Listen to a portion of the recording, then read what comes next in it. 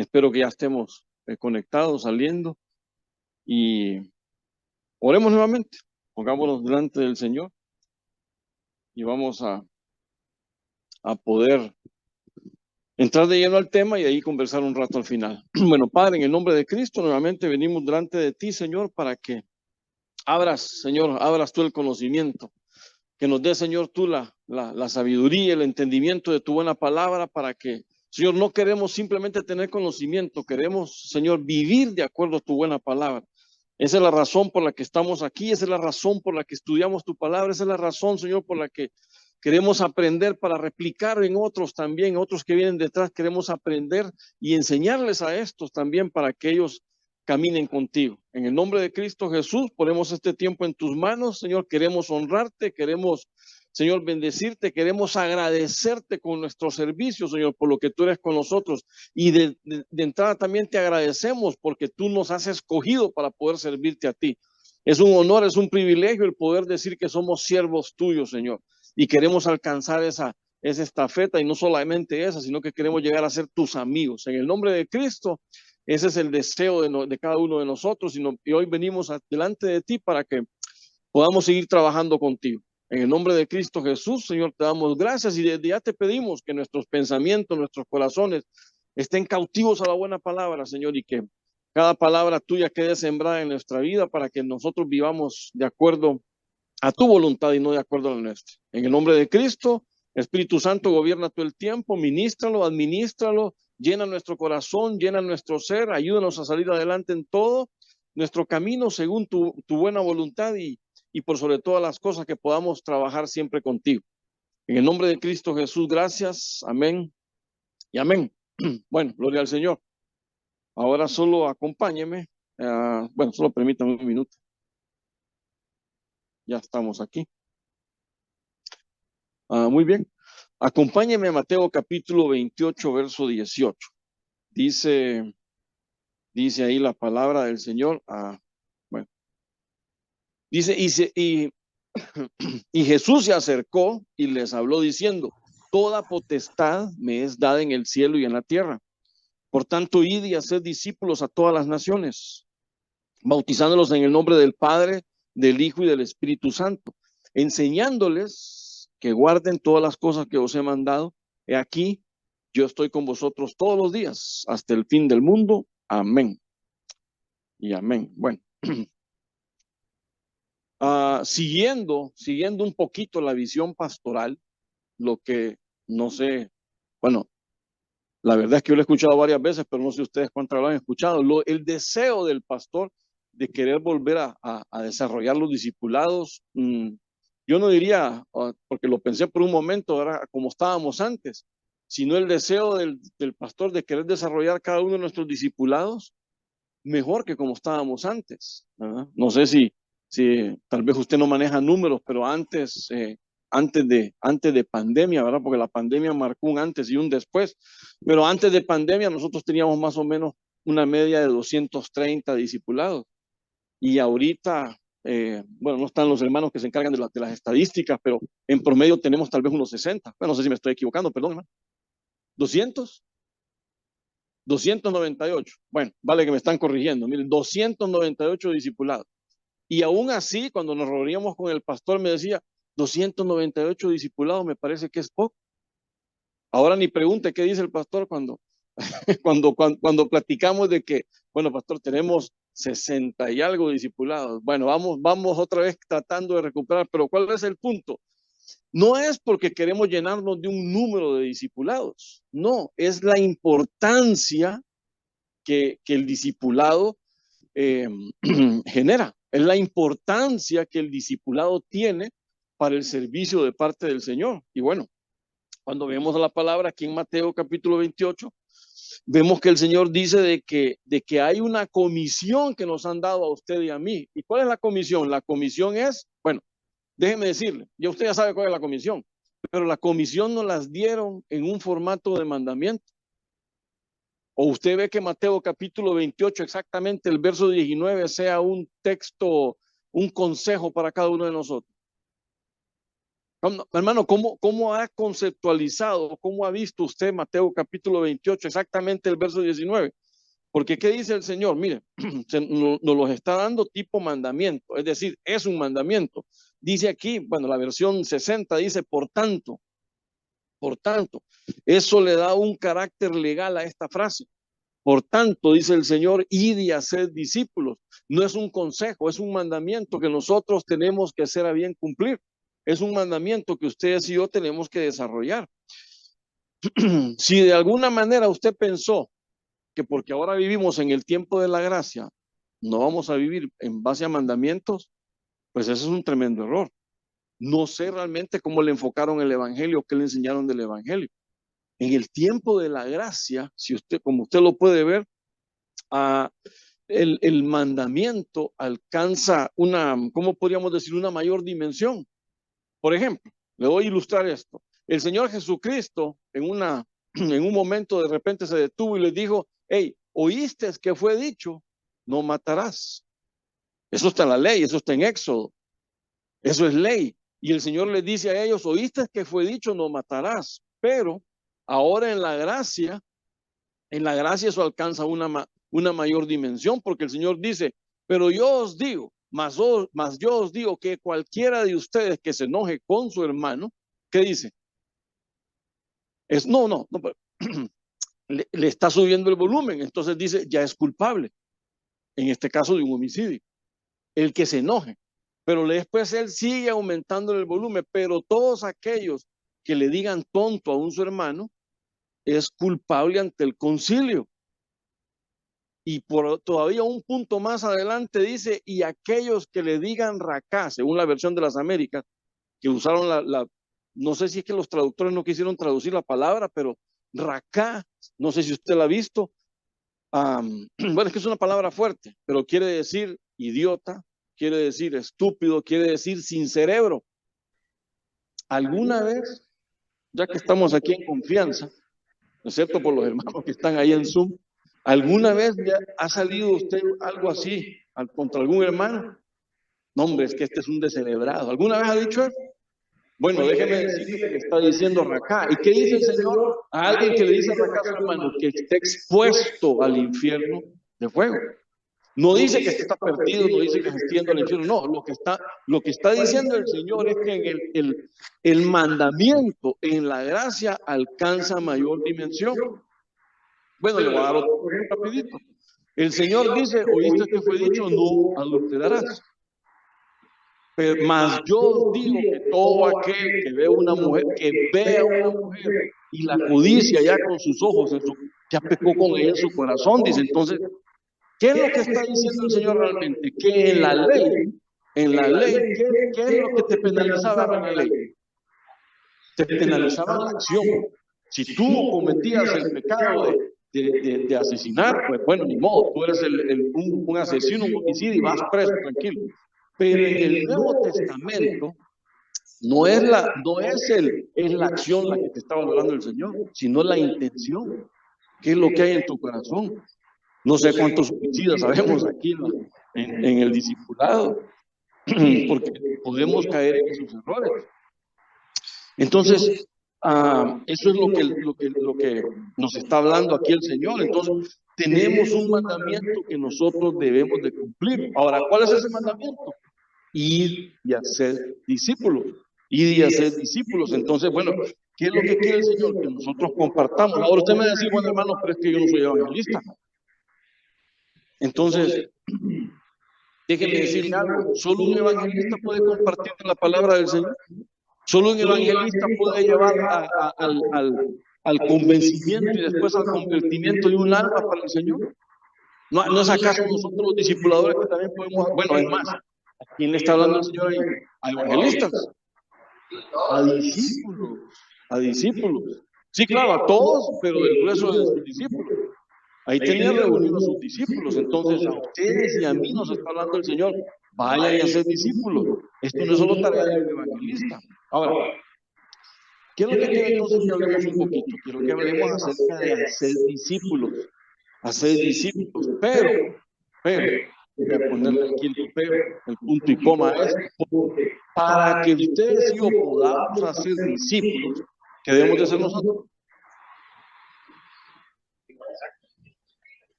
Pues para empezar tenemos que ser discípulos. No habrá manera, no hay manera. Bueno, tiene que hacer el texto. Cuando el Señor dijo, vayan y hagan discípulos, se los dijo a sus discípulos. Él no estaba hablando de evangelistas, él no estaba hablando de ministros, estaba hablando de discípulos que tienen que ser discípulos. Pero nosotros tenemos que darnos cuenta que tenemos que hacer la labor en el discipulado, la labor de evangelismo también. Por eso es que por algún momento, bueno, ya lo hemos enseñado antes, que en realidad todo creyente debería ser un evangelista. ¿Por qué? Porque nosotros somos los que tenemos que exponer las bondades de Dios, la riqueza del evangelio del Señor. Bueno, rápidamente le ilustro algo. Un pastor se fue con su hijo, querían ir a pescar. Creo que antes la habíamos platicado alguna vez, o no sé si fue aquí, pero la cosa es que el pastor se fue con su hijo a pescar. Pero antes de irse a pescar al lago, él pasó comprando unos enseres, la caña, qué sé yo, el sedal, las cosas ahí para atrapar los pescados, las carnadas. Bueno, el asunto es que cuando está ahí le dice a un muchacho al que le está ayudando, el dependiente, le dice, mira, yo no sé nada de pesca, pero quiero ir con mi hijo a pescar, ¿qué me recomienda? A la par está un hombre, a la par de él está un hombre que lo escuchó y le dijo, mire, ¿le puedo sugerir algo? Le dijo él al pastor. ¿Verdad? Claro, dime, yo no sé nada de pesca, quiero que me enseñe. Y entonces el hombre le empezó a hablar y le empezó a decir, mira, si tú lo que quieres es pescar una trucha, tienes que llevar este tipo de sedal, este tipo de caña, este tipo de carnada. Ahora, si lo que vas a pescar es una... Y le empezó a decir todo lo que tenía que hacer, el peso, el tipo de sedal, todo. Entonces el hombre compró lo que tenía que comprar y se regresó a su carro con su hijo. Cuando iban por el camino hacia el carro, se volvió a topar con el hombre y le siguió hablando de pescados, de sedal. Le dijo, hijo, si todos los creyentes fuésemos como este hombre que habla de pescados, ya estaría toda la multitud convertida, porque no dejó de hablar de pescados en todo el tiempo que lo vio. Entonces, eso es lo que el Señor quiere contigo y conmigo. Ahora, mira, ¿qué hace un evangelista? El evangelista lo que hace es el trabajo de ir a la multitud y convertirlos a Cristo. Entonces, un evangelista es hacer a un oyente, convertirlo en creyente. Pero un discípulo es agarrar a ese creyente y convertirlo en discípulo, elevarle el nivel. Entonces, por eso es que nosotros debemos de hacer esa labor, no podemos dejársela a nadie más. Aparte que porque es la encomienda, es la comisión que el Señor nos ha dejado a cada uno de nosotros. Pero no sé si, ahí está. Bueno, el caso es que los discípulos son los únicos que pueden formar discípulos, nadie más. Entonces, ¿cómo lo hace? ¿Cómo lo hace? ¿Cómo un discípulo forma discípulos? Bueno, veo aquí dos cosas en este texto. Número uno, dice, y de hacer discípulos, dice el Señor. ¿Cómo? Bautizándolos, bautizándolos. Pero usted me dice, bueno, hermano, pero los hermanos que yo ya conozco como discípulos ya están bautizados. Bueno, está bien. Pero si llegó alguien nuevo a su discipulado, ¿qué es lo que tiene que hacer usted? Llevarlo al punto de que se vuelva al Señor. Y no solo eso, bueno, ya lo dejé ahí, no, bautícelo. Y si usted me dice, hermano, pero por orden aquí quien bautiza es Corderitos, bueno, entonces su misión, ¿cuál es? Que se convierta al Señor, que entre a Corderitos y ahí se va a bautizar. La cosa es que usted lo lleva a los pies del camino del Señor. Y el punto importante es que nosotros tenemos que de alguna manera confirmarlo en el camino con el Señor. Entonces, esa es la primera labor que el Señor nos está diciendo. Confirmar a los creyentes con el bautismo. ¿Qué hace el bautismo, hermano? Rápidamente. El bautismo lo que te hace es asemejarte a Cristo en su muerte y resurrección. Eso es lo que es el bautismo, asemejarnos a Cristo. Ahora, hay un punto, un segundo punto que es donde nos enmarca cada uno de nosotros, enseñándoles. Esa es labor tuya y labor mía. ¿Qué le pasa a eso? Bueno, no sé si está flojo aquí, pero bueno. Entonces, ¿qué es lo que tenemos que hacer nosotros? Enseñar. ¿Enseñar a qué? Dice ahí, enseñar a que guarden todas las cosas. Usted ya sabe lo que significa guardar. Sí, hermano, es abrir una gaveta y poner todo ahí bien ordenadito. No, eso no es guardar. Guardar, cuando guarden todas las cosas, es poner en práctica, es vivir de acuerdo a la palabra del Señor, vivir de acuerdo a la voluntad del Señor. Y eso es lo que el Señor nos pide a cada uno de nosotros. Por eso yo le digo algo. ¿Quién hace esto? Los discípulos. Pero entonces quiere decir que nosotros los discípulos estamos viviendo de acuerdo a ese parámetro de vida, guardando la palabra del Señor. Espero que así seamos nosotros también, porque de ahí partimos. Para poder hacer un discípulo, nosotros tenemos que haber sido discípulos también. Entonces de ahí que todo creyente como usted y como yo, ¿qué tenemos que hacer? Dedicarnos al estudio de la palabra. Pero no solo porque lo vamos a dedicarnos al estudio, pero ¿para qué? Para enriquecernos con la palabra, sí, está bien, para enriquecernos pero para vivir de acuerdo a ella. ¿Y en base a qué? En base a que oímos, entendemos, y como ahora oímos y entendemos, entonces vivimos de acuerdo a la palabra. Eso es lo que realmente nos está diciendo aquí, bueno, palabras del Señor Jesucristo. No son palabras de nadie más que de Él.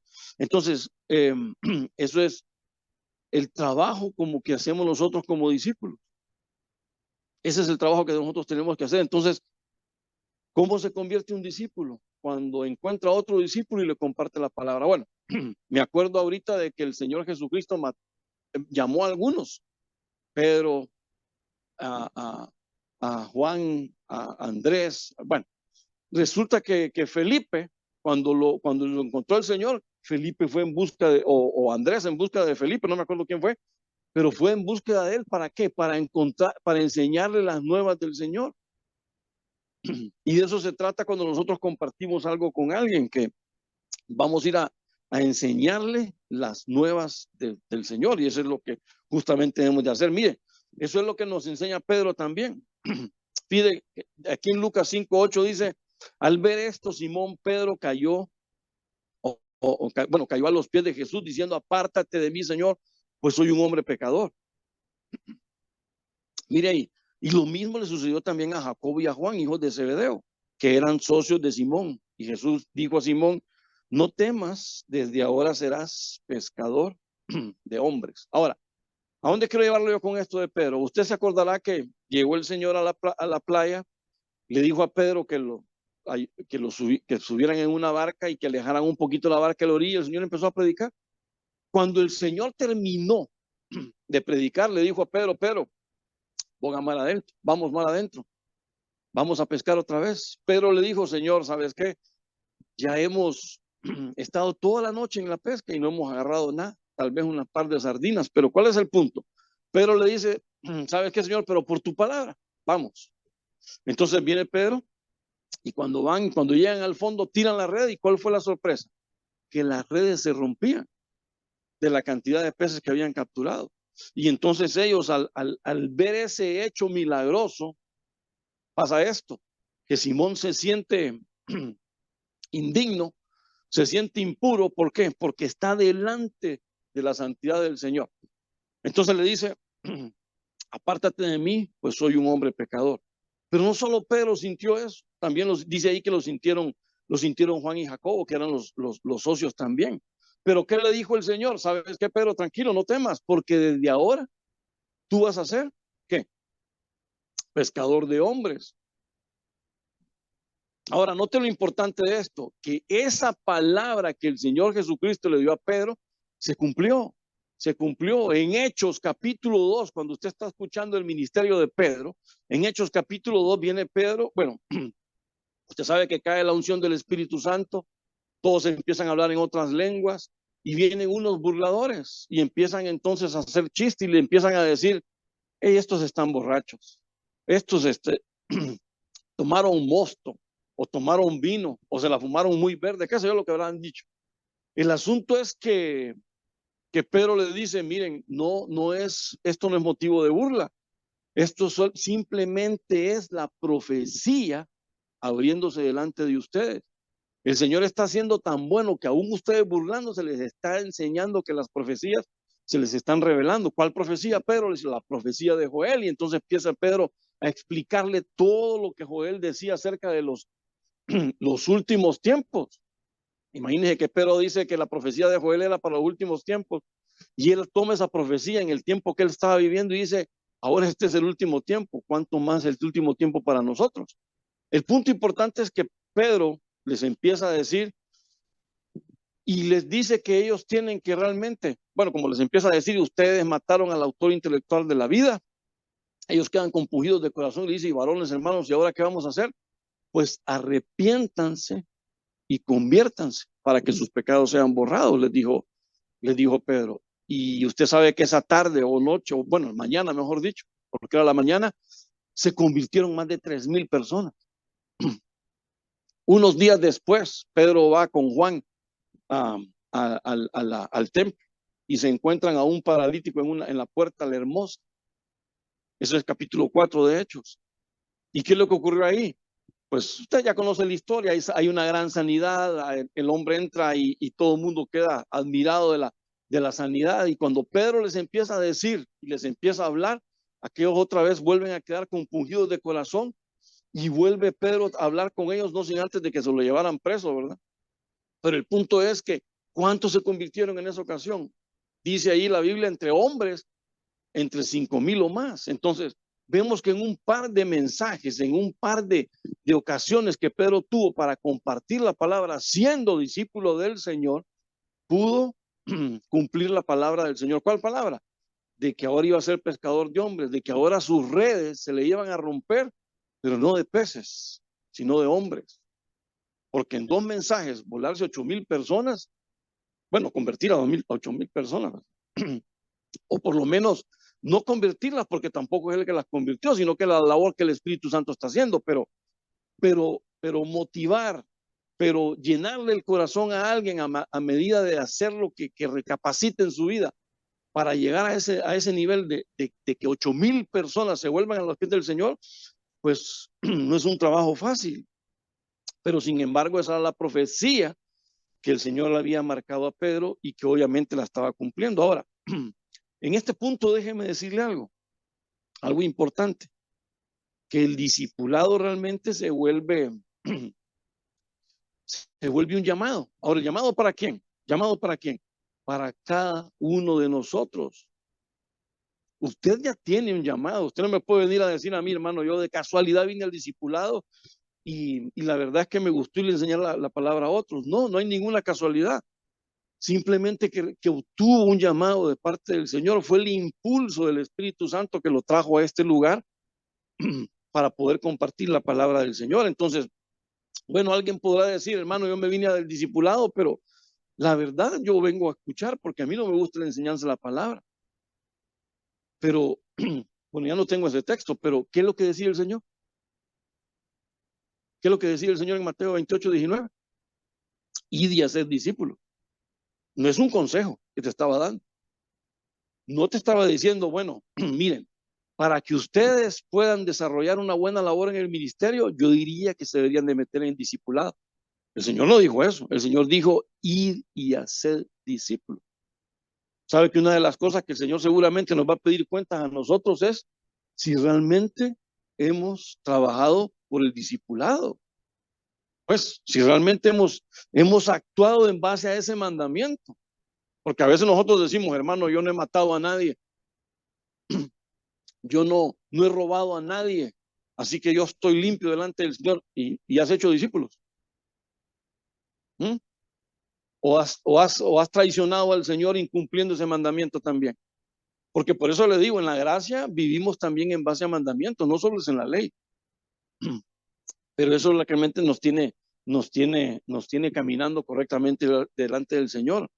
Entonces, este llamado que usted ya tiene se debe de convertir en una vocación que nos pueda permitir desarrollarnos como discipuladores en el sentido de, ¿cuándo es algo una vocación? ¿Cuándo algo es una vocación?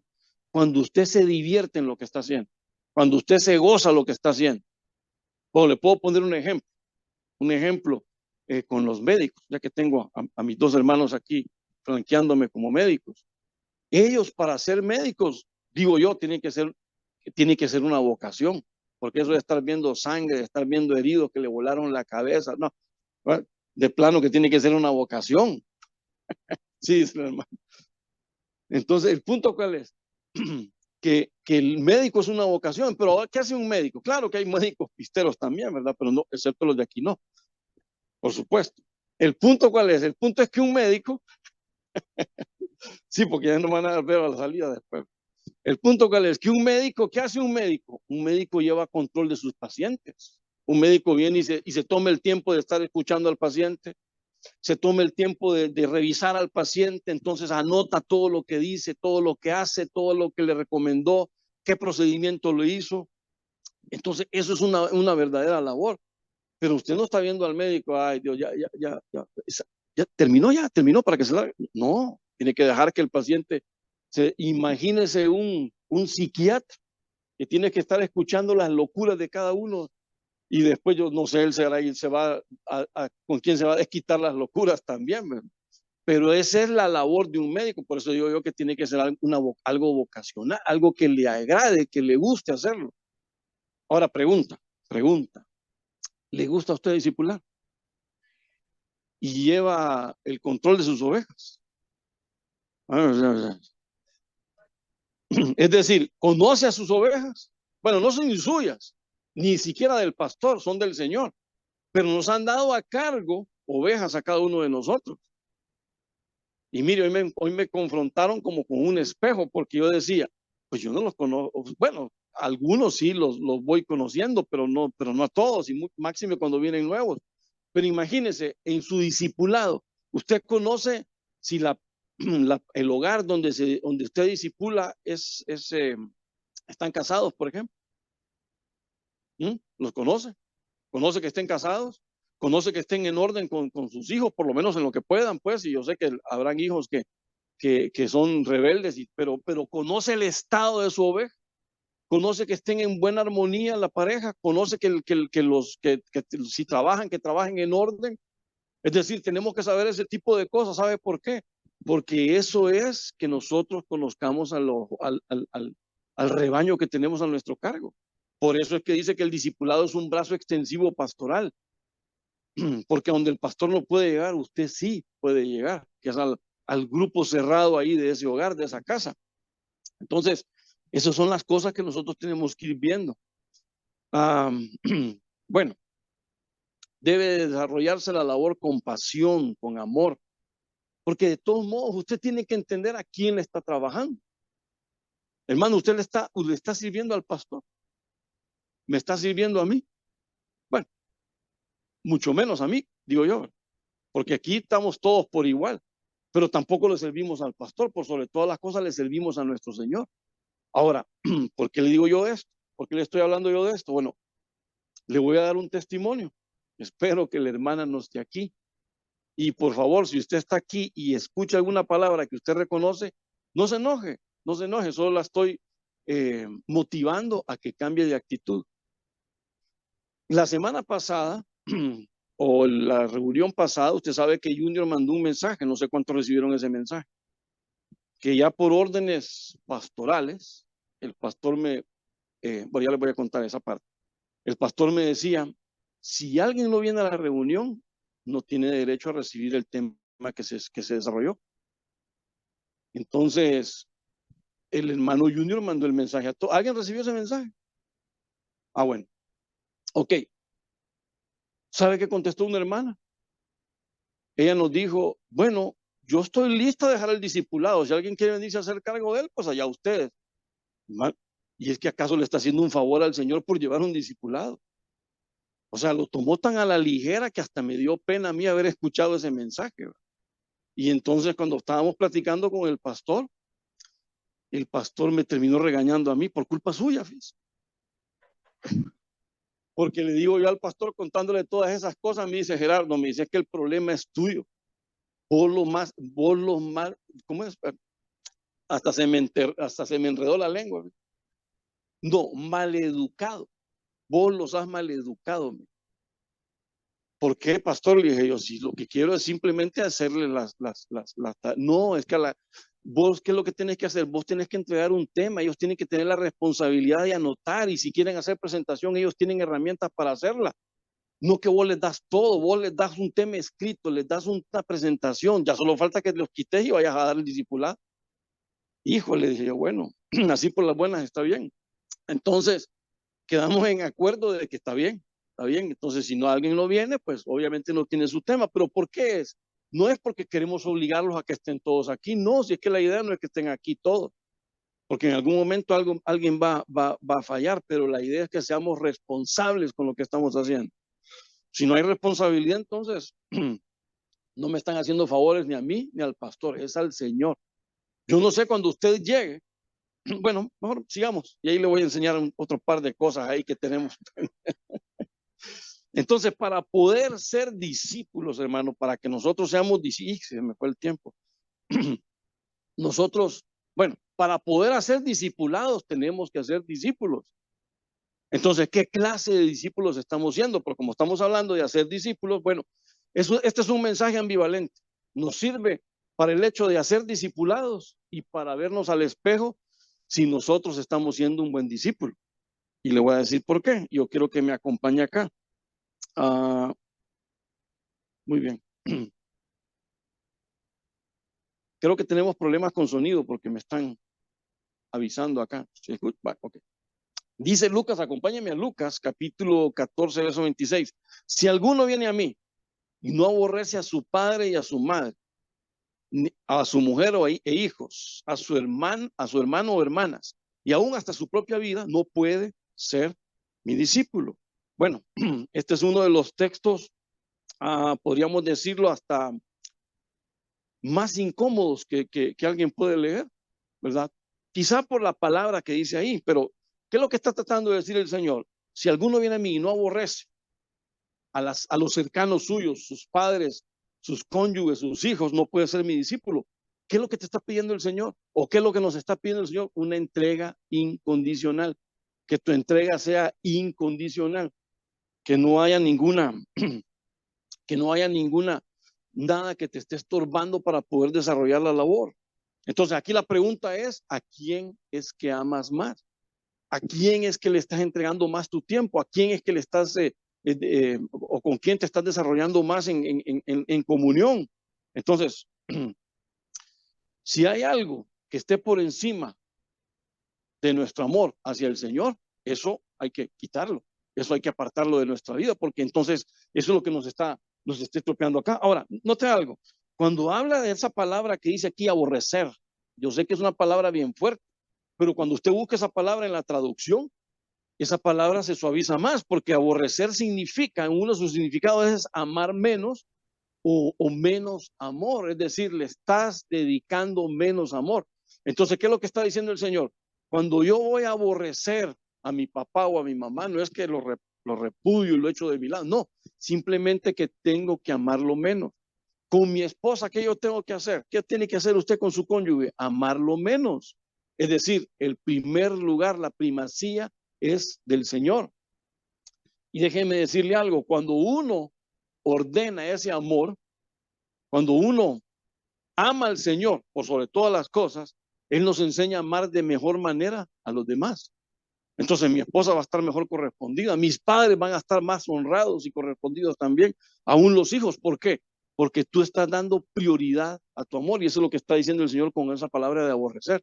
Prioriza tu amor, prioriza tu amor. Entonces nuestra entrega, nuestro amor deberá ser solamente o plenamente, incondicionalmente con el Señor.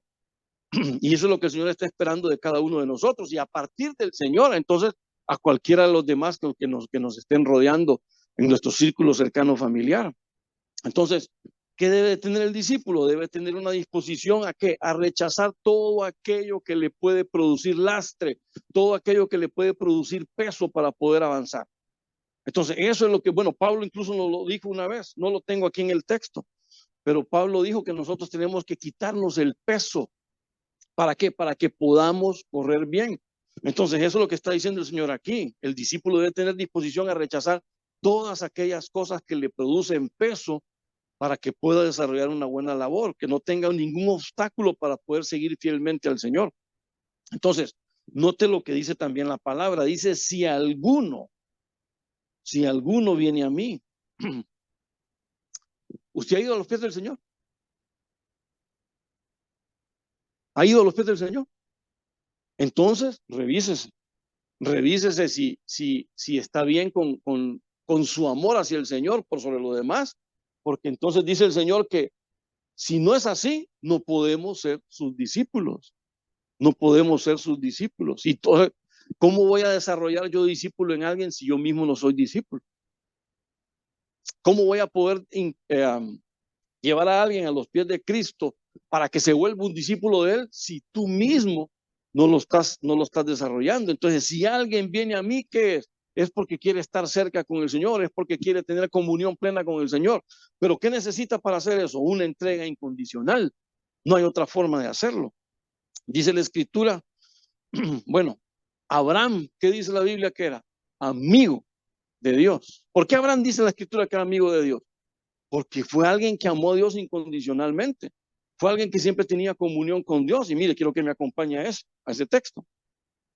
Dice aquí en Génesis 22:1, dice, aconteció que después de estas cosas, Dios probó a Abraham y le dijo a Abraham, y él respondió aquí, y dijo, y Dios dijo, toma ahora a tu hijo, a tu único, a quien amas, a Isaac, y ve a la tierra de Moria, y ofrécelo ahí en holocausto sobre uno de los montes que yo te diré. Bueno, son textos bien conocidos, hermano. Muy bien conocidos porque han sido muy estudiados y muy citados. Ahora, ¿cuál es el punto que le quiero llevar yo aquí? ¿Qué buscaba el Señor encontrar en Abraham? Cuando le dijo, dame a tu hijo, ¿qué buscaba el Señor encontrar en él? Su amor incondicional, su entrega, ¿qué es lo que él amaba más? Mire, note algo bien particular. El Señor le dijo, toma ahora tu hijo, tu único, ¿a quién amas? No le dijo al que amas más, no. Nunca le dijo eso. El Señor nunca puso en condición a quién Abraham estaba amando más. No, nunca lo puso, sino que él quería que de Abraham saliese. Y por eso es que él dijo, dame a tu hijo, tu único, a quien amas. Y entonces le dice exactamente a quién, a Isaac, el que amas, ¿verdad? Porque el otro ya lo había despachado también. Y entonces ahí Dios le probó la lealtad. Dios le probó la entrega. Ahora la pregunta es, si Dios probara nuestra lealtad, tu nivel de entrega, y te pusiera a prueba, así como Abraham, ¿qué encontraría? Bueno, no me contaste, porque ese es un examen muy personal. Quizá el día de ayer hubiera sido bueno habérselo hecho antes de tomar Santa Cena para que no nos agarren con una mentira, sino que de una vez quedábamos limpios. Pero piénselo por un momento. Si Dios te pide que le demuestres tu amor, ¿qué es lo que va a encontrar? Si Dios te pone a prueba y él quiere decir, voy a probar a Gerardo, lo voy a probar con lealtad, lo voy a probar con la entrega, vamos a ver qué tal está. ¿Qué va a encontrar? Bien difícil, ¿verdad? Eso fue lo que el Señor hizo con Abraham, probar dónde estaba su lealtad. Y usted ve que Abraham no tuvo ningún reparo en decir, bueno, Isaac, te llama el Señor. Así que vamos a hacer ahí un altar, tú llevas la leña y el fuego y vámonos. ¿Por qué? Porque Abraham dijo, bueno, yo sé que el Señor es tan fiel, tan bueno y tan grande, tan todopoderoso, que aún entre los muertos me lo va a levantar otra vez. Eso dice Hebreos capítulo 11 al final. Entonces, por eso es que Abraham iba con la confianza de hacerlo, pero cuando tú y yo no tenemos la confianza con el Señor, entonces nos metemos en grandes problemas. Mire, rápidamente le cuento algo. En un pueblito, un joven llegó a una farmacia y le dijo al farmacéutico, señor, ¿será que me presta su teléfono? Quiero hacer una llamada. Está bien, ahí usalo. Entonces el joven llamó a una compañía de abarrotes y le dijo, señor, con el que estaba hablando, le dice, mire, ¿será que usted anda buscando trabajo? Yo sé que usted tiene un almacén y, y ahí hay varios anaqueles, ponen mucho producto, yo quiero ayudarle a ordenar sus productos, a limpiarlos, a colocarle sus precios y todo. Pues el otro del teléfono le dijo, el señor le dice, mira joven, le dice, fíjate que ya tenemos a alguien para ese trabajo, así que lamento mucho, tal vez en otra ocasión. Pero el muchacho insistió y le dijo, mire, pero ¿será que la otra persona está haciendo bien su trabajo? ¿Será que la otra persona le está ordenando bien el producto, le está poniendo bien los precios y le está haciendo un trabajo que le deja limpio y ordenado? Entonces el señor le dijo, mira, para serte honesto, es la persona en que yo tengo depositada mi confianza. Ese muchacho me maneja bien los inventarios, me pone bien la regla, los productos, los mantiene limpios, en orden, todo lo que usted sabe. Entonces él le dijo, bueno, señor, le agradezco mucho. No, no hay problema, tal vez en otra ocasión va, cerró la llamada. El farmacéutico está escuchando lo que le está diciendo. Entonces le dijo, joven, lamento mucho que no hayas conseguido el trabajo. Entonces el tipo, el cipote se le queda viendo y le dice, señor, yo soy el empleado de esa compañía. Solo que llamé para ver qué decía mi jefe de mí.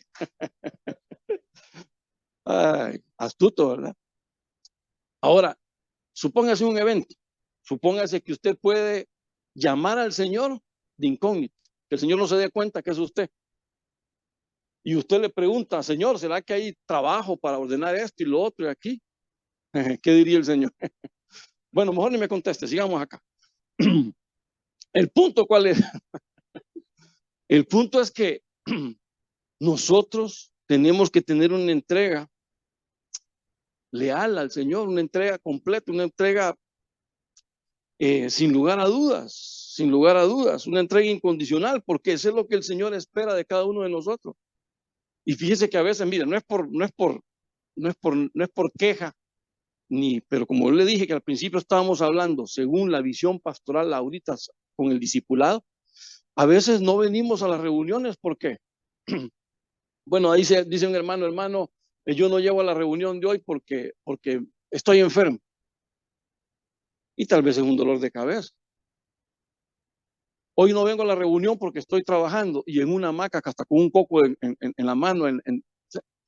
Lo que les quiero yo decir es que a veces no hacemos las cosas o no venimos a las reuniones simplemente porque no queremos. Porque no queremos. Entonces la pregunta ahí es, cuando tenemos ese tipo de actitud, ¿es algo incondicional? ¿Es una entrega incondicional al Señor? ¿Es lealtad al Señor? Bueno, yo no respondo, ustedes son los que responden. Entonces, nuestra entrega, ¿cómo debe ser? Incondicional. Incondicional. Entonces, de ahí que Abraham fue llamado amigo de Dios porque lo dio todo por él. ¿Saben qué dijo el Señor una vez? Les dijo, ustedes serán mis amigos ¿cuándo? Cuando hagan las cosas que yo hago. Y el Señor Jesucristo dio testimonio de que Abraham hacía las cosas que Dios decía. Y hasta les dijo, ¿por qué no hacéis las obras de Abraham? No, si nosotros somos hijos de Abraham y me quieren matar, hijos del diablo, les dijo a todos a los fariseos. Y él estaba dando testimonio de que Abraham fue un hombre con una entrega incondicional al Señor. Amén. Entonces, ¿cómo debemos nosotros entregarnos? De manera incondicional a nuestro Señor. Debemos de darlo todo por Él. Nuestros valores más altos en nuestra vida deben de estar subordinados al amor hacia el Señor. Si hay alguien en tu hogar, sea familiar cercano, sea un cónyuge, sea un hijo, que sobrepasa en amor al Señor, estamos mal. Tenemos que reconsiderar y cambiar ese compromiso para con el Señor. Ahora, acompáñenme uno más. Solo son 3 cosas que vamos a ver. Mire, vamos a terminar rápido. Lucas 14:27, vamos por la segunda. Lucas 14:27. El que no carga su cruz y viene a mí, viene en pos de mí, no puede ser mi discípulo. El que no carga su cruz. El que no carga su cruz. Mire, la segunda cosa que nos puede impedir ser un discípulo del Señor, ¿qué es? El no querer cargar la cruz. Y pretendemos ir en pos del Señor, porque ¿qué es lo que dice ahí? El que no carga su cruz y viene en pos de mí. Todos queremos ir en pos del Señor, pero no estamos dispuestos a cargar la cruz. Ahora, ¿qué podrá representar cargar la cruz? La cruz no necesariamente es un dolor, es un problema. No, es compromiso. Simplemente es compromiso. La cruz, bueno, no digo que no represente fatiga, no digo que no represente sufrimiento, no digo pero el Señor ya la sufrió por nosotros. Entonces, cuando usted piense en cargar la cruz, no piense que va a sufrir siempre por lo mismo, no. Simplemente estamos hablando de cuál es tu nivel de compromiso para con el Señor. Estamos hablando de una entrega total anteriormente, ahora es un compromiso total. Eso es lo que eso es lo que nos debe de llamar la atención, que tengamos un compromiso. Entonces, ¿qué es lo que espera el Señor de nosotros? Que nosotros, bueno, así como decimos que tenemos una entrega incondicional, que le digamos, Señor, yo estoy comprometido contigo en todo, y por eso estoy dispuesto aún a cargar mi cruz. Ahora, la cruz, como les digo, no es problemas. O sea, no necesariamente son problemas. No quiere decir que sea sufrimiento, sino que la cruz es la mayor expresión de negación. ¿A qué me refiero con eso? Que, que cuando tú estás crucificado con el Señor, ¿cómo vas a alegar? Bueno, excepto aquellos dos bandidos que estaban allá a la par del Señor. ¿Verdad? Bueno, uno, porque uno es el que estaba alegando y el otro tratando de calmarlo. Pero usted crucificado ya no alega, no dice nada. ¿Qué hacía el Señor? ¿Qué decía el Señor? Lo insultaban. ¿Qué decía el Señor? Nada. Lo vituperaban. ¿Qué decía el Señor? Lo injuriaban. ¿Qué decía el Señor? Nada. Se quedaba tranquilo, callado. ¿Por qué? Porque estaba sufriendo la cruz. Y eso es lo que nosotros tenemos que entender. Entonces es la mayor expresión de negación. Cuando yo me niego y le digo al Señor, ¿sabes qué, Señor? Mi compromiso contigo es total. Es total. Estoy contigo en todo. Entonces, llevar la cruz significa negarse a uno mismo. ¿Por qué? Porque entonces vamos al punto. El compromiso es con el Señor. Entonces ya no voy a hacer yo mi voluntad, lo que se me antoja a mí, sino que voy a hacer lo que el Señor quiere que yo haga. Y eso es aceptar la voluntad del Señor. Amén. Eso fue lo que hizo el Señor Jesucristo cuando vino al huerto de Getsemaní. Vino a destruir, a deshacer las obras que el primer Abraham había destruido. Y ya, bueno, ya lo hemos platicado antes. Adán dijo, no se haga tu voluntad, sino que la mía. Y entonces, junto con Eva, pecaron allí en el huerto de Getsemaní. Pero, perdón, en el huerto del Edén. Pero cuando ya llegó el Señor al huerto de Getsemaní, Él ya dijo, Señor, ya no se haga mi voluntad. Como hombre, que no se haga mi voluntad, sino que se haga la tuya. Y entonces ahí se demuestra el compromiso total que el Señor tenía para con su Padre. Y es el compromiso que el Señor nos pide a nosotros. Entonces Pablo lo enseña de esta manera. Gálatas 2:20 dice, con Cristo he sido crucificado. Ya no soy yo el que vive, sino que Cristo vive en mí. Y la vida que ahora vivo en la carne, la vivo por fe en el Hijo de Dios, el cual me amó y se entregó a sí mismo por mí. ¿Se da cuenta de algo? ¿Qué dice Pablo entonces ahora? Yo he sido crucificado con Cristo. Yo he sido crucificado con Él. ¿Y ahora quién es el que vive? Ya no soy yo el que vive, sino que es Cristo. Cristo viviendo en cada uno de nosotros. Entonces, cuando tú y yo decimos que tenemos un compromiso formal, total con el Señor, que viene precedido de una entrega sin límites para con el Señor, quiere decir entonces que todo lo que tú y yo hagamos depende de quién? De la voluntad del Señor, depende de Cristo. Ya no es nuestra vida, nuestro antojo. Pues eso implica llevar la cruz del Señor, que ya no vives tú, ahora vive Él. Entonces ahora es bien fácil que cuando a ti pues en algún momento no te está yendo bien, o quizá alguien ahí te maltrató, tú tienes que fácilmente ir y perdonar. ¿Por qué? ¿Acaso no es lo que haría Cristo? Pablo dijo, tened en vosotros el mismo sentir que hubo en Cristo Jesús. ¿Y cuál fue ese sentir que hubo en Cristo Jesús? ¿Alguien se acuerda cuál fue ese sentir?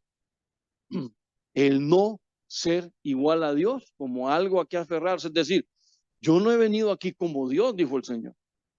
Y eso que le dijo Felipe, ¿acaso no me has visto, Felipe? ¿No ves que el Padre en mí y yo en el Padre también?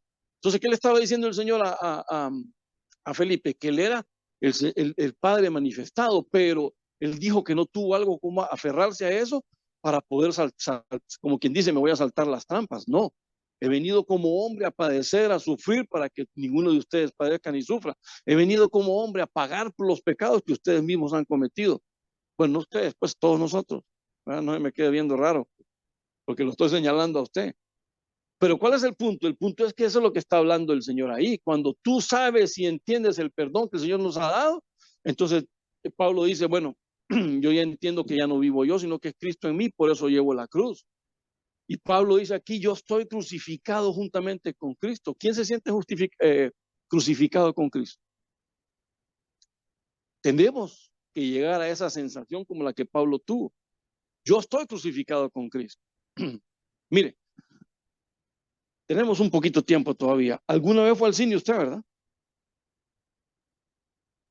Bueno, tal vez cuando no era creyente.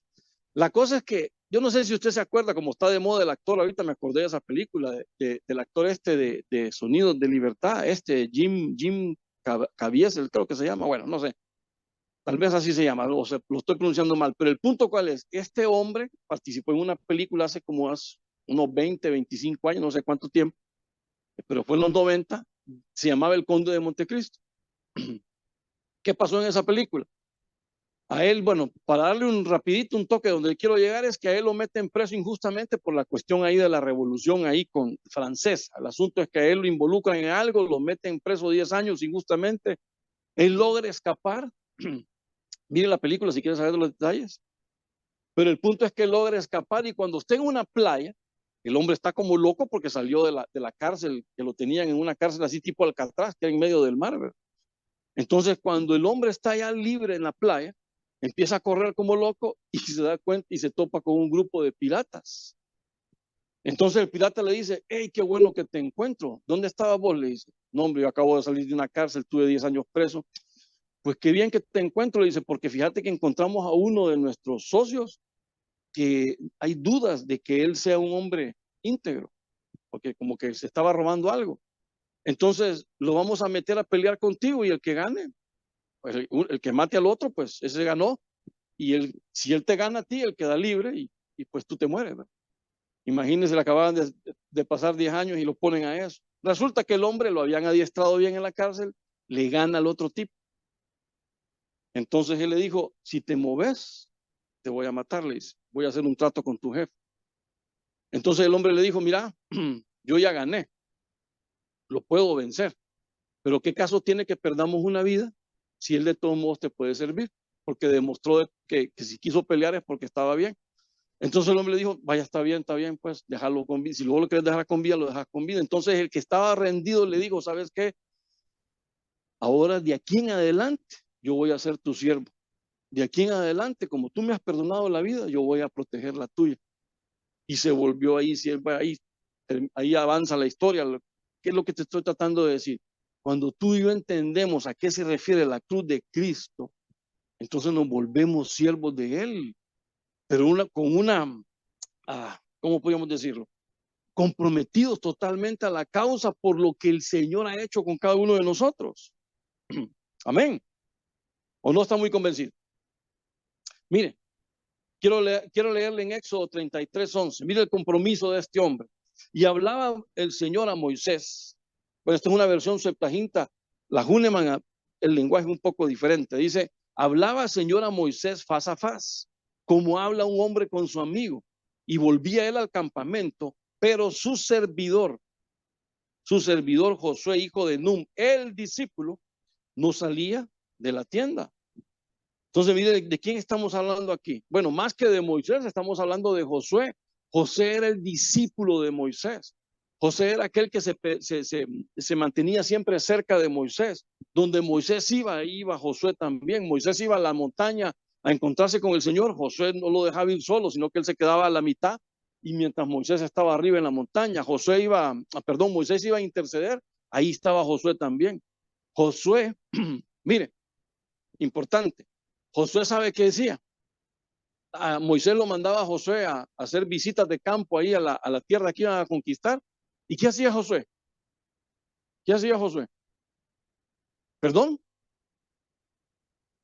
daba un buen reporte. ¿Cuántos discipulados dan su reporte en cada reunión? Aprovechando el comercial, hermano. Sí, claro, aquí, pues sí, pues para allá vamos. Sí, es que de eso se trata el compromiso. Si estamos comprometidos, vamos a actuar y vamos a desarrollar la obra, así como el Señor nos las pone a hacer. Pero imagínense que vamos a un discípulo, y este hermano será que discipula, porque del 2015 nos da un reporte, y ya estamos en el 23, y no sabemos si existe o no existe, o si lo llevó el río cuando vino los huracanes, ahí el ETA y otra, qué sé yo. Pero bueno, cualquier parecido, hermano, como dice el pastor, cualquier parecido, simple coincidente. Bueno, ¿sabe qué? El apóstol Ríos tenía ese mismo refrán, solo que el pastor lo modificó. Pero es que el apóstol Ríos tiraba más filo, porque él decía, cualquier parecido es por culpa suya. ¿Lo he escuchado alguna vez? Ah, bueno, excelente. Entonces cualquier parecido es por su culpa. Volviendo al punto, entonces Josué llevaba los reportes, hermanos, demos nuestro reportito, un mensajito ahí al hermano, a Franklin o a Junior, o si les cae mal ellos, mándenmelo a mí, y si le caigo mal yo, pues ahí está el doc también. No sé, la cosa es que manden el reporte, ¿verdad? Y bueno, si le cae mal el doc, mejor venga al Santa Cena otra vez y nos ponemos a cuentas, pero el punto es que tenemos que tener compromiso con el Señor. Mira, acompáñeme, acompáñeme, vamos a ir terminando ya. El último punto, Lucas 14:33. Así pues, cualquiera de vosotros que no renuncie a sus posesiones, no puede ser mi discípulo. Mire, bueno, otro punto ahí, otro punto difícil, ¿verdad? Porque, ¿qué es lo primero? Lo primero es una entrega, lo segundo es un compromiso y finalmente, ¿a dónde vamos? A una renuncia personal plena. Tenemos que renunciar. Hermano, usted me está diciendo entonces que tengo que andar pelado de ahora en adelante. No, no estamos hablando de eso. No estamos hablando de eso. Por eso es que nosotros tenemos la facilidad de poder ver la palabra y ver en el contexto a lo que el Señor se está refiriendo. Pero para nosotros poder ser discípulos es preciso que renunciemos a todo cuanto poseamos. Ahora, escuche la palabra que estoy hablando. Que renunciemos a todo cuanto usted posee. Le pregunto, ¿qué posee? ¿Qué posee? ¿Mm? No, no es ningún juego. ¿Qué poseemos? Ahí está el punto, lo que usted tiene en su corazón, lo que usted posee en su... Eso es lo que está diciendo el Señor. No está diciendo que venda su carro, venda su casa, deshágase de todo, vaya a vivir debajo del puente, que es algo grande y amplio, y si no le alcanza este el otro allá por el Catarino, que es más largo. No, no está diciendo eso. Él no está diciendo que andemos buscando un lugar donde vivir, no, si usted ya tiene lo suyo. Lo que está diciendo el Señor es que no guardes esas cosas en tu corazón, que tu corazón primeramente esté Él, segundo Él, después Él y todo lo demás Él. Amén. Mucho menos cuando se trata de algo, de algo, ¿cómo podemos decirlo? De algo material. ¿Qué renuncia? Acompáñeme, renuncia, dice que esa palabra apostasomai, es decir, a Dios, renunciar, separarse o despedirse. Pero mire lo que dice el Vines, esto me gusta el Vines, dice que es poner aparte. Esa palabra tazo es en cuanto a un orden, es un después, es un después. Entonces, ¿de qué es lo que nos está hablando aquí el Señor? Que la palabra renuncia expresa qué cosa, que debes de separar de ti aquellas cosas que te están estorbando para la vida del Señor. Más o menos muy parecido al primer punto. ¿Quieres una entrega total al Señor? Tienes que separarte de aquellos vínculos familiares. Y máximo si el vínculo familiar es en contra tuya, es decir, no sé si usted cuando vino al Señor, sus padres estaban de acuerdo. No sé si tuvo conflicto en la familia. Por ejemplo, mi tío se burlaba de mí y me decía, ahí viene el santurrón. El santurrón, sí, como turrón está bien, le digo yo, pero no como usted como usted lo está poniendo, y se empezaba a burlar de mí y me decía, mira, yo le he dicho a tus amigos lo que vos hacías antes. Sí, tío, le decía yo, pero le pasaba recordando, eso era antes, ahora ya es otra cosa. Pero bueno, pues costaba estar en eso, pero entonces aquí el Señor nos está diciendo que debemos de renunciar, que debemos de separarnos, que debemos apartar aquellas cosas que te están afectando, aquellas cosas que pueden impedir tu buen desarrollo, tu buena carrera. Entonces hay que despojarnos de todo peso. Ahora, cualquiera puede preguntarse, entonces, hermano, ¿las posesiones son un problema? ¿Las posesiones pueden representar un pecado para mí? Sí y no. Sí, ¿por qué? ¿Por qué puede ser la posesión un pecado para nosotros? Claro, si la pones en primer lugar de Dios. Te doy un ejemplo rapidito que ya lo tenemos bastante gastado, pero es un ejemplo bien práctico.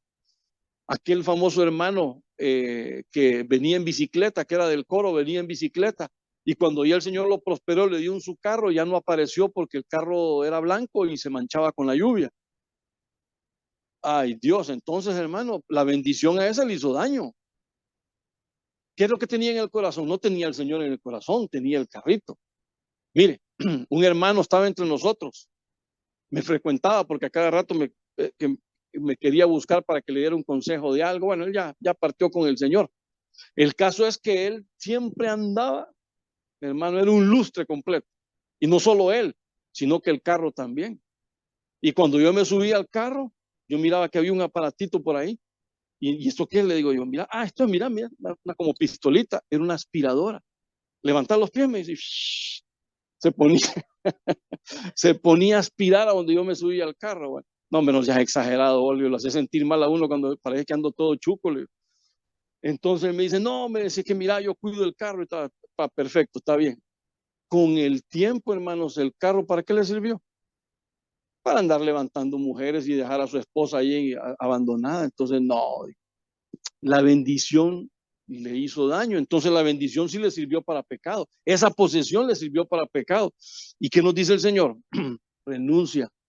Renuncia a esas posesiones, es decir, no la tengas en tu corazón, ni idolatres. Bueno, ya por sí está mal idolatrar a alguien, a una persona, mucho más peor todavía es idolatrar a un bien material. Bueno, aunque está en el corazón del hombre, ¿verdad? Pero el punto es que tenemos que renunciar a ello. Mira, voy para ir terminando. Eliseo, acompáñame aquí a Eliseo. Eliseo dice, Primera de Reyes 19:19, partiendo de ahí, halló a Eliseo. Bueno, aquí está hablando de Elías, para darle un poquito de contexto a él. El Señor había mandado a Elías a ungir a un par de reyes, a uno sirio, al otro de Israel, y a ungir a Eliseo como profeta en reemplazo de él. ¿Verdad? ¿Te acuerdas de la historia? Entonces dice que aquí encontró Eliseo, halló Eliseo, hijo de Safat, que araba con 12 yuntas de bueyes, o las 12 yuntas delante de sí, y él tenía la última. Pasando Elías delante de él, echó sobre él su manto. Dice el 20, dejando él los bueyes, vino corriendo en pos de Elías y le dijo, te ruego que me dejes besar a mi padre y a mi madre, luego te seguiré. Él le dijo, ve, vuelve, ¿qué te he hecho yo? Y se volvió. Ahora mire lo que hizo Eliseo. Tomó un par de bueyes y los mató. Con el arado de los bueyes coció la carne y la dio al pueblo para que comiesen. Después se levantó y fue tras Elías y le servía. Entonces, ¿está viendo usted el cuadro acá? ¿Qué hizo Eliseo? Mire, está hablando de que Eliseo es un hombre pudiente. Mire, dice que tenía 12 yuntas. Él tenía 12, él andaba en la última, como que andaba supervisando a los demás a ver qué andaban haciendo, ¿verdad? En la última. ¿Cuál es el punto aquí? Él era un hombre pudiente, pero cuando recibe el llamado de Dios, entiende ese llamado de Dios, entiende ese compromiso que tiene que tener con Dios, entiende la renuncia la renuncia económica, material, es decir, no tenerla en el corazón para poder servir a Dios, más bien con esos bienes servirle a Él. ¿Y qué hace? Agarra los bueyes, los mata y dice que con el arado, y obviamente con la madera del yugo y el arado, él hizo el altar y ahí ofreció a los animales y se los comieron. Hicieron como su fiesta de despedida, si usted quiere. Pero ahí también implica que hubo un altar de adoración al Señor.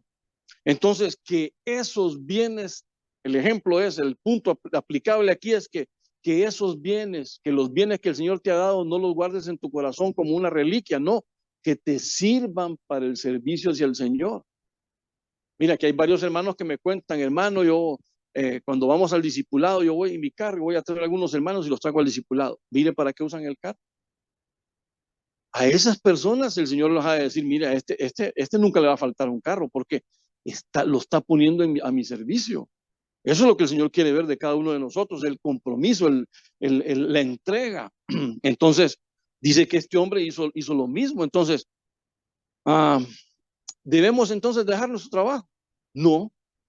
¿Debemos dejar nuestra casa, nuestra familia? Bueno, algunos quisieran, pero no está hablando de eso el Señor.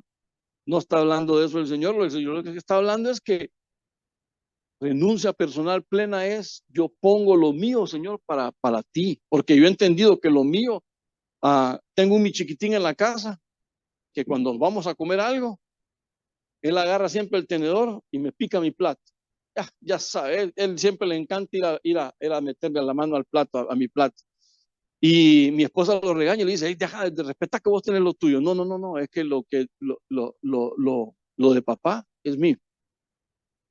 Entonces, claro, ahí todo feliz. Cuando yo voy a hacer lo mismo, no, entonces eso ya no es tuyo, eso ya no es mío. Le digo, no, lo de papá es mío, pero nada más, ¿verdad? Ahora, ¿cuál es el punto? Es que nosotros tenemos que entender eso mismo, lo de papá. Lo que usted tiene, lo que yo tengo, no es nuestro, es de papá. Si él te está prestando incluso la vida, estamos a un, ¿cómo se llama, doc? Un sístole, diástoles. No sé si un sístoles o un diástoles, no sé, pero estamos a un latido de que, hermano, usted es como, como un hermano le pregunté yo, ¿cómo conceptualizar la vida? Es como un bolígrafo en tu bolsillo. Yo dije, ¿qué comparación la de este? ¿Y dónde sacas eso? Sí, porque cuando vos te agachás, el bolígrafo sale y se te perdió. Vaya, dije yo, qué práctico, pero qué raro. Pero bueno, así estamos nosotros. Nuestra vida depende de ciertos detallitos, de cierta, pero es el Señor que nos mantiene ahí trabajando por eso. Ahora miren, en Hechos, último texto y nos vamos. Hechos 5:1 dice, pero cierto hombre llamado Ananías y Zafira, un ejemplo de cómo lo material te puede echar a perder. Vendió una propiedad y se quedó con una parte, dice, del precio. Sabiéndolo también su mujer, trayendo una parte del mismo, lo puso a los pies de los apóstoles. ¿Cuál es el contexto acá, hermanos? Ah, Bernabé, Bernabé en el capítulo anterior, en el capítulo 4, en el último versículo, Bernabé dice que tenía una propiedad y seguramente él vio necesidad en el pueblo y él dijo, bueno, todos aquellos están necesitados, yo tengo una propiedad que no está haciendo nada, la voy a vender. Vendió la propiedad y se la dio a los discípulos. Ustedes ya conocen esa historia, ¿verdad? Entonces Bernabé, bueno, me imagino que dentro de los hermanos de la iglesia han de haber dicho, mí ya vieron lo que hizo Bernabé, vendió la propiedad y la compartió con los discípulos para que ellos la repartan entre los hermanos necesitados. ¡Ah, excelente! Pues vinieron Ananías y Zafira como que no les hacían caso y dijeron, bueno, vamos a ganar notoriedad también nosotros. Vamos a vender una propiedad, vamos a hacer lo mismo que Bernabé. Pero ¿cuál fue el problema? Que seguramente les pagaron mucho más de lo que ellos pedían y cuando ya se vieron, ¿y qué van a hacer los apóstoles con todo este billete? Ah, mejor agarremos nosotros una parte, nos vamos de vacaciones y la otra parte se la vamos a dar al Señor así como habíamos convenido. Hermano, se dio cuenta del error.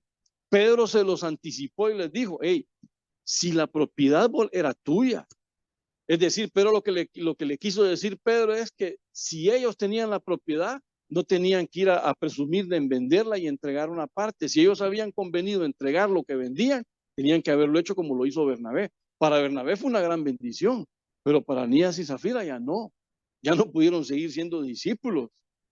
Más bien perdieron sus vidas. ¿Por qué? Por tratar de burlar al Espíritu Santo. Ahora, no es por el hecho de haberse quedado con el dinero, no, porque Pedro se lo dijo, si la propiedad una vez vendida, también tenías en posesión lo tuyo. El problema era haber prometido y no haber cumplido por el amor al dinero. Eso fue todo. Es como que usted diga, hermano, mire, estoy vendiendo ese carro, que, ay Dios, y hasta el agua se le entra y tiene que andar con paraguas adentro del agua. Pero voy a ver si me dan aunque sea 5,000 empiras y le dan 10.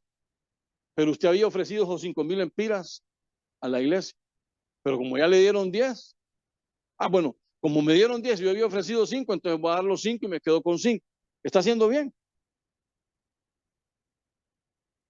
Pues claro que no, porque lo que usted ya había ofrecido, si el Señor se lo duplicó, es para el beneficio también de la misma iglesia. Eso es lo que le estaba pasando aquí a estos dos. Entonces, para poder ser discípulos del Señor, ¿qué tenemos que hacer? Renunciar a aquellas cosas materiales, es decir, no las tengas en tu corazón, que lo que tú tienes ahorita sirva beneficio para el desarrollo de la obra del Señor. Bueno, aquí tenemos un ejemplo. Mira, el doc trae sus cámaras, tiene esas computadoras, trae todo. Bueno, ya aparece Televicentro aquí en el discipulado. ¿Y de quién es todo eso? Él lo ha invertido, él lo ha comprado, pero ¿para qué está sirviendo? Para el beneficio de la obra del Señor. Entonces, eso es no un uso vil, sino que un uso dedicado a la obra del Señor. Eso es lo que el Señor espera de cada uno de nosotros. Entonces, de esa manera no vamos a poder tener impedimentos. Amén. Bueno, cerrando, hermano, cerrando. Hacer discípulos, hacer discípulos. Eso es lo que estamos hablando. Vamos a continuar el tema, desde luego, en la otra reunión. Hacer discípulos. ¿Por qué? Porque es importante que tú y yo trabajemos, pero, y volvemos al pero. Para poder hacer discípulos necesitamos ser discípulos tú y yo. ¿Y qué es un discípulo entonces? Pues uno que se entrega incondicionalmente. Alguien que le dice al Señor, ¿sabes qué, Señor? Si tú me dices que brinque, yo brinco. Porque yo sé que lo que tú me digas que yo haga va a ser para mi beneficio personal y para la bendición, no solo mía, porque también el Señor va a bendecir a los demás con lo que te da a ti. Entonces hay una entrega incondicional que tiene que hacer. Si te prueban, cuando te hagan una prueba de tu entrega y te diga el Señor, dame lo que tú más amas, ¿qué vas a contestar? A las suegras. Para ofrecer, no. Esa es una broma, desde luego. No sé si hay algún suegro por aquí, pero bueno, el caso es que el Señor quiere ver en ti y en mí, si estamos, bueno, está aquí abajo, ¿verdad? Que si tenemos una entrega, si estamos nuestro corazón entregado siempre a los pies de Él, que tengamos un compromiso total con Él. Si ya tenemos una entrega incondicional, pues lo más lógico es que tengamos un compromiso con Él. Es decir, que nuestra vida, que nuestro desarrollo, que todo lo que nosotros vayamos a hacer sea pensando en alcanzarlo siempre a Él. Y eso es lo que el Señor espera. Entonces, ¿cómo me comprometo yo con el Señor? Bueno, entendiendo que yo ya estoy crucificado con Él. Entonces, de esa manera no va a haber ningún pleito entre hermanos. ¿Por qué? Porque tengo que ceder en base al otro. Porque, ¿qué he dicho? Bueno, repitiendo las palabras que dijimos, ¿verdad? Tener en vosotros ese mismo sentir. ¿Qué es lo que el Señor quiere de ustedes y nosotros? Que nos desarrollemos, que nos hablemos, que nos trabajemos en amor. Y entonces para eso nos iríamos a Corintios 13 y ya hablamos de todo lo que es el amor. Así es como tenemos nosotros que desarrollarnos. Y bueno, finalmente la renuncia personal. ¿Renuncia personal a qué? No es, vuelvo y repito, no es que abandonemos lo que tenemos. No, simplemente ver, medir el lugar, la posición en tu corazón en relación para con Dios. Que las cosas materiales no te cambien tu actitud para con el Señor. Amén. Amén y amén. Bueno, vamos a cerrarlo hasta aquí. Voy a orar y vamos a orar por ofrendas también y luego quiero orar por una hermana. La hermana, ¿sí? No, corte todavía porque vamos a orar por la hermana Jocelyn y su esposo, que ellos están ya desarrollando la labor de discipulado por allá. Solo quiero ver aquí porque aquí tengo todo el detalle. Quiero ver si me logro conectar yo acá también. No sé si me puede ayudar usted aquí, Doc, para poder pasar en pantalla a los hermanos ahí, antes de que los cancelemos. Bueno, vamos a orar, permítame, oramos primero y después platicamos un poquito. Padre, en el nombre de Cristo Jesús, gracias te damos por este tiempo, Señor, por este momento que hemos compartido tu palabra aquí juntamente con mis hermanos. Desde ya te rogamos y te pedimos en el nombre de Cristo que nos permitas poder estar juntos en alegría, que nos permitas poder avanzar siempre en ti, Señor, que nos permitas poder llenarnos de ti, Señor, que seamos buenos discípulos tuyos para poder ir y hacer discípulos en cada uno de estos discipulados, Señor, que tengamos una entrega total cada uno de nosotros, que seamos comprometidos, que renunciemos a todo lo personal, Señor, pero entendiendo y sabiendo que lo que tú nos has dado nos sirva para el desarrollo ministerial, para el desarrollo de cada uno de nuestros discipulados. Padre, te damos gracias en el nombre de Cristo. Gracias por esa bendición de saber y entender de que tú estás al mando, de que tú estás al frente, de que nuestro corazón esté entregado a ti y que nosotros queremos hacer una buena labor para ti. En el nombre de Cristo Jesús, desde ya te rogamos por cada uno de estos discipulados, Señor, para que sean lugares de crecimiento, de desarrollo. Señor, no solo numérico, sino crecimiento de corazón, que todas aquellas personas que están al alcance de nuestra voz puedan no solo rendirse a tus pies, sino ser edificados con tu buena palabra, Señor. En el nombre de Cristo Jesús, te lo rogamos. También queremos poner en este momento nuestras ofrendas, Señor. Queremos honrarte a través de las ofrendas. Tu palabra dice de que lo mucho que tú nos has dado, también nosotros podemos compartir. Queremos honrarte con nuestras ofrendas. No importa la cantidad, sino lo que importa es el corazón dispuesto a hacerlo, así que también como tu siervo Abel lo hizo. En el nombre de Cristo, gracias te damos, Señor. Amén Amén. Y amén. Bueno, mientras los hermanos están pasando ahí, solo dejen